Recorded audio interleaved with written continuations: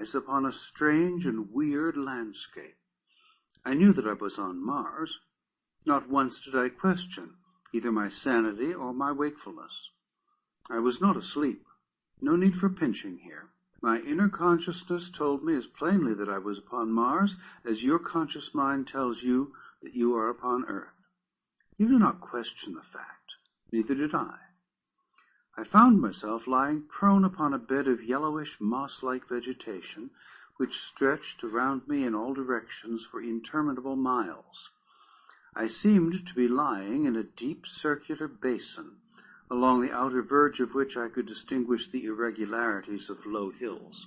It was midday, the sun was shining full upon me, and the heat of it was rather intense upon my naked body, yet no greater than would have been true under similar conditions on an Arizona desert.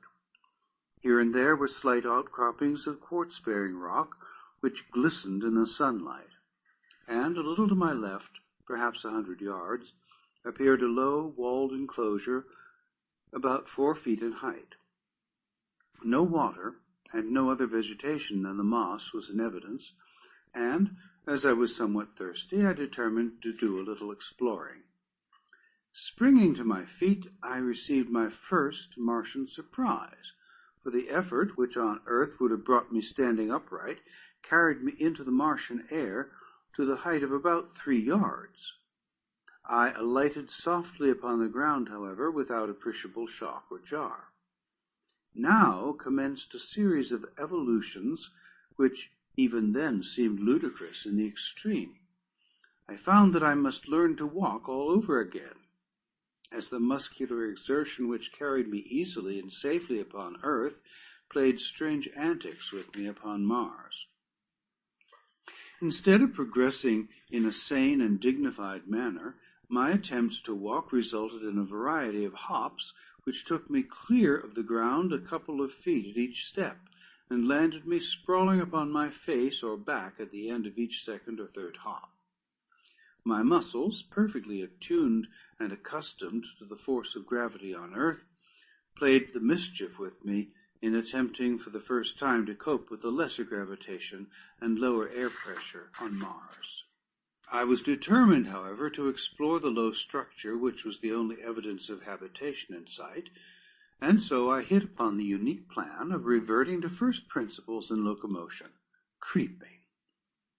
I did fairly well at this, and in a few moments had reached the low encircling wall of the enclosure.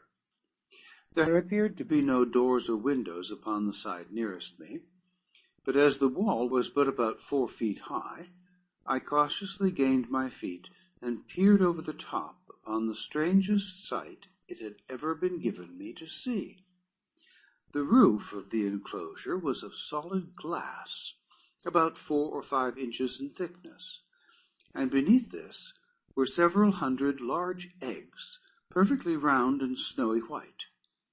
The eggs were nearly uniform in size, being about 2 1/2 feet in diameter. 5 or 6 had already hatched, and the grotesque caricatures which sat blinking in the sunlight were enough to cause me to doubt my sanity. They seemed mostly head, with little scrawny bodies, long necks, and 6 legs, or, as I afterward learned, 2 legs and 2 arms, with an intermediary pair of limbs which could be used at will either as arms or legs. Their eyes were set at the extreme sides of their heads, a trifle above the center, and protruded in such a manner that they could be directed either forward or back, and also independently of each other, thus permitting this queer animal to look in any direction or in 2 directions at once without the necessity of turning the head. The ears, which were slightly above the eyes and closer together, were small cup-like antennae, protruding not more than an inch on these young specimens.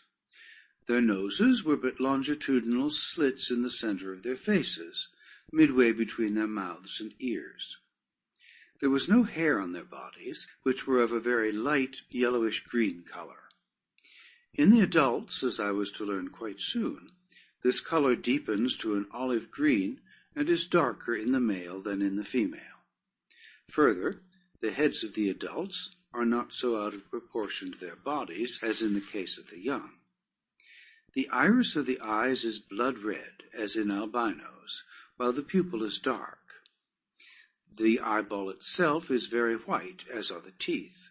These latter add a most ferocious appearance to an otherwise fearsome and terrible countenance, as the lower tusks curve upward to sharp points, which end about where the eyes of earthly human beings are located. The whiteness of the teeth is not that of ivory, but of the snowiest and most gleaming of china. Against the dark background of their olive skins, their tusks stand out in a most striking manner, making these weapons present a singularly formidable appearance. Most of these details I noted later, for I was given but little time to speculate on the wonders of my new discovery. I had seen that the eggs were in the process of hatching, and as I stood watching the hideous little monsters break from their shells, I failed to notice the approach of a score of full-grown Martians from behind me. Coming as they did over the soft and soundless moss, which covers practically the entire surface of Mars, with the exception of the frozen areas at the poles and the scattered cultivated districts, they might have captured me easily, but their intentions were far more sinister.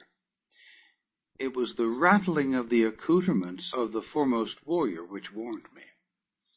On such a little thing my life hung, that I often marvel that I escaped so easily. Had not the rifle of the leader of the party swung from its fastenings beside his saddle in such a way as to strike against the butt of his great metal-shod spear, I should have snuffed out without ever knowing that death was near me. But the little sound caused me to turn, and there, upon me, not 10 feet from my breast, was the point of that huge spear, a spear 40 feet long, tipped with gleaming metal, and held low at the side of a mounted replica of the little devils I had been watching. But how puny and harmless they now looked beside this huge and terrific incarnation of hate, of vengeance, and of death. The man himself, for such I may call him, was fully 15 feet in height, and on earth would have weighed some 400 pounds. He sat his mount as we sit a horse, grasping the animal's barrel with his lower limbs, while the hands of his 2 right arms held his immense spear low at the side of his mount. His 2 left arms were outstretched laterally to help preserve his balance, the thing he rode having neither bridle nor reins of any description for guidance. And his mount! How can earthly words describe it? It towered 10 feet at the shoulder, had 4 legs on either side, a broad, flat tail, larger at the tip than at the root, and which it held straight out behind while running. A gaping mouth which split its head from its snout to its long, massive neck. Like its master, it was entirely devoid of hair, but was of a dark slate color and exceeding smooth and glossy. Its belly was white, and its legs shaded from the slate of its shoulders and hips to a vivid yellow at the feet. The feet themselves were heavily padded and nailless, which fact had also contributed to the noiselessness of their approach, and in common with a multiplicity of legs is a characteristic feature of the fauna of Mars. The highest type of man and one other animal, the only mammal existing on Mars, alone have well-formed nails, and there are absolutely no hoofed animals in existence there. Behind this first charging demon trailed 19 others, similar in all respects, but, as I learned later, bearing individual characteristics peculiar to themselves, precisely as no 2 of us are identical, although we are all cast in a similar mold. This picture, or rather materialized nightmare, which I have described at length, made but one terrible and swift impression on me as I turned to meet it. Unarmed and naked as I was, The first law of nature manifested itself in the only possible solution of my immediate problem, and that was to get out of the vicinity of the point of the charging spear. Consequently, I gave a very earthly and at the same time superhuman leap to reach the top of the Martian incubator, for such I had determined it must be. My effort was crowned with a success which appalled me no less than it seemed to surprise the Martian warriors, for it carried me fully 30 feet into the air, and landed me 100 feet from my pursuers, and on the opposite side of the enclosure. I alighted upon the soft moss easily and without mishap, and turning, saw my enemies lined up along the further wall. Some were surveying me with expressions which I afterward discovered marked extreme astonishment, and the others were evidently satisfying themselves that I had not molested their young. They were conversing together in low tones and gesticulating and pointing toward me. Their discovery that I had not harmed the little Martians, and that I was unarmed, must have caused them to look upon me with less ferocity. But, as I was to learn later, the thing which weighed most in my favor was my exhibition of hurdling.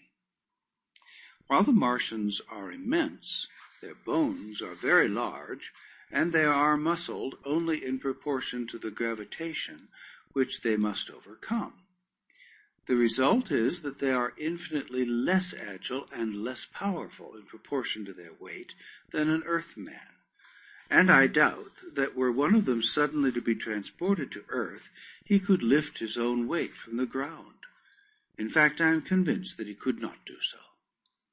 My feat, then, was as marvelous upon Mars as it would have been upon earth, and from desiring to annihilate me, they suddenly looked upon me as a wonderful discovery, to be captured and exhibited among their fellows.